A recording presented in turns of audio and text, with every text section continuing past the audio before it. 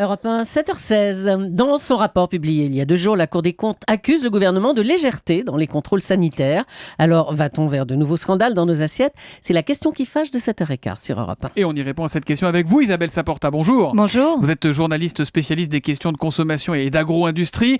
Déjà, rapidement, que reproche précisément la Cour des comptes au ministère de l'Agriculture et de l'Agroalimentaire ? Effectivement, comme l'a dit très bien Julie, c'est qu'il y a insuffisamment de contrôles et qu'effectivement, ils sont insuffisamment suivis des faits. C'est-à-dire qu'en gros, on n'a pas de contravention, on en a très peu de sanctions. Et puis, on a un espèce de truc incompréhensible. C'est-à-dire qu'il y a aujourd'hui en France 3 services différents qui dépendent de 3 ministères différents pour faire les contrôles. C'est le millefeuille. Comme dans l'administration, les départements, les régions, il y a trop d'organismes qui font trop de choses et qui au bout du compte font rien. C'est exactement ça. C'est-à-dire vous avez effectivement la Direction Générale de la Santé du ministère de la Santé, la répression des fraudes qui dépend du ministère de l'Économie, vous avez la DGAL qui dépend du ministère de l'Agriculture.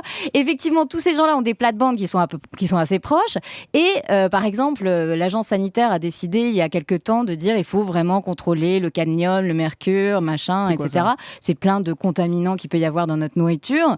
Et là, effectivement, on se retrouve avec la Direction Générale de l'Alimentation qui considère que non, ça, elle n'a pas à le faire parce que ça dépend de la répression des fraudes. On y comprend rien sur les différents organismes. C'est bien ce que pointe du doigt la Cour des comptes. Et en plus, ça coûte des sous, j'imagine, tout ça. Ah bah oui, ça coûte des sous. Mais alors, ça coûte des sous que nous allons payer et que les industriels ne payent pas. C'est le comble du cynisme, ça, oui, Thomas. Parce que les industriels, on est quand même dans un système en France où, il faut le dire, les industriels s'auto-contrôlent quelque sorte. Voilà, ils s'auto-contrôlent.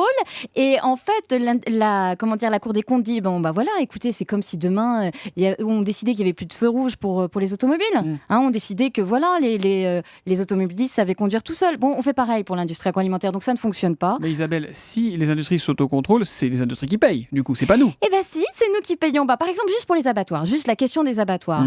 En gros, ça coûte 71 millions chaque année juste pour les frais de personnel. L'industrie agroalimentaire ne paye que 48 millions là-dessus. Donc après, tout le reste, les contrôles, etc., c'est pour nous. Donc nous payons au prix fort les contrôles déficients qui ne suffisent pas à garantir notre santé publique. Voilà, on en est là aujourd'hui. C'est très rassurant. Il y a des chiffres qui sont parfois édifiants. J'ai vu sur les pommes traitées, les pommes qu'on mange tous. On ne peut pas dire là encore qu'elles soient surveillées de près, les pommes. Non, alors que c'est le fruit préféré effectivement des Français et alors que c'est le fruit le plus traité. Vous savez pourquoi c'est pas surveillé ?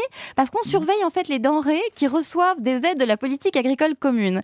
Et comme l'arboriculture n'en reçoit pas ou très peu, et les cultures maraîchères aussi, écoutez, on ne les contrôle pas, ou très très peu. Par exemple pour les fraises sur toute la France. Chaque année, il y a 50 échantillons qui sont contrôlés. Le dernier échantillon qui a été contrôlé, il y avait quand même 5 pesticides différents sur une seule fraise. Et ça ne suffit pas à réveiller tout le monde. Est-ce que ça veut dire, pour prendre une image qui parle à tout le monde, Isabelle Saporta, que nos lasagnes, par exemple, ne sont pas plus sûres aujourd'hui qu'hier ?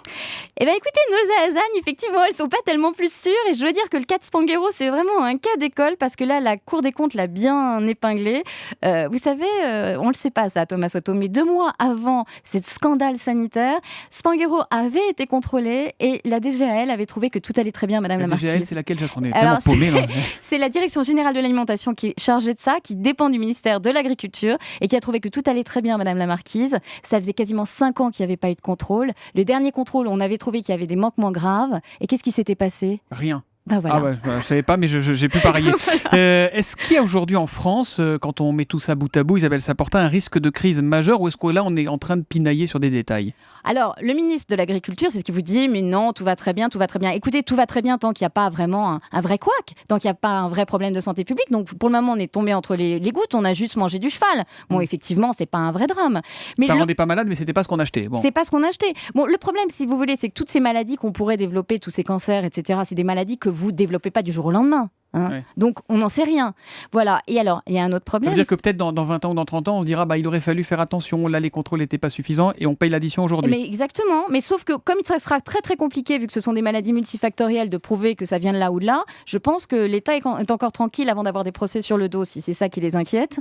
Mais voilà. Mais par contre, sachez qu'en Europe, c'est encore pire que ce qui se passe chez nous. Ah, c'est pire. Il n'y a pas d'union européenne sur ce sujet-là. Alors, c'est chacun ses règles Si, il y a une union, ce qui fait que du coup, tous les contrôles tous les produits qui viennent du reste de l'Europe chez nous, sur notre territoire français, ils arrivent sans contrôle, puisqu'ils ont été soi-disant contrôlés dans les autres pays européens, qui contrôlent moins bien que chez nous. Donc chez nous, c'est pas terrible.